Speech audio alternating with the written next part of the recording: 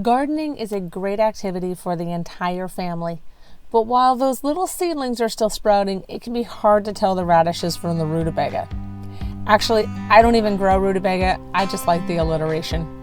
We recently built garden boxes and planted a garden, so I wanted to create markers that would be colorful, fun, and easy to read.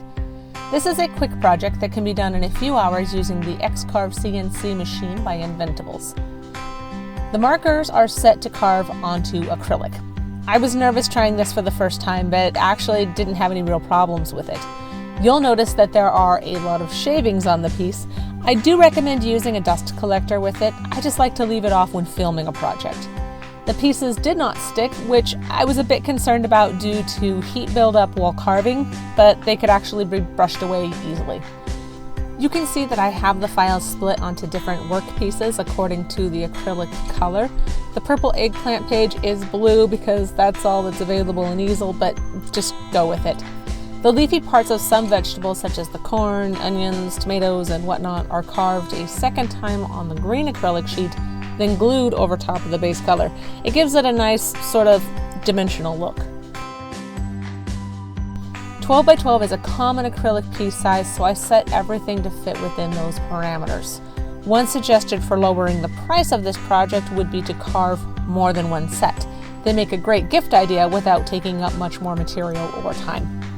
The sixth workpiece contains a layout for the clear plexiglass stakes to which the characters are glued. You can either choose to carve these on the CNC or cut them out on a bandsaw or table saw.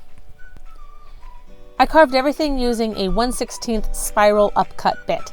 The total carve time is 2 hours and 24 minutes plus another 51 minutes if you carve the stakes.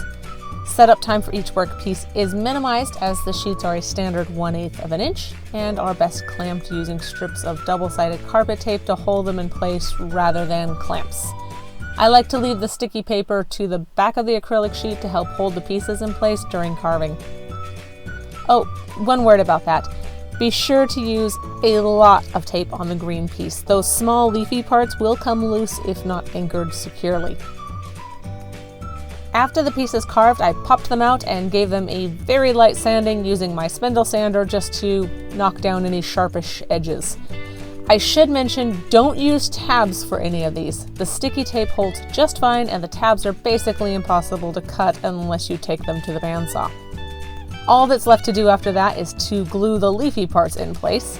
I used clear CA glue and accelerator to make this a super fast process, and then the same glue to attach the characters to the stakes.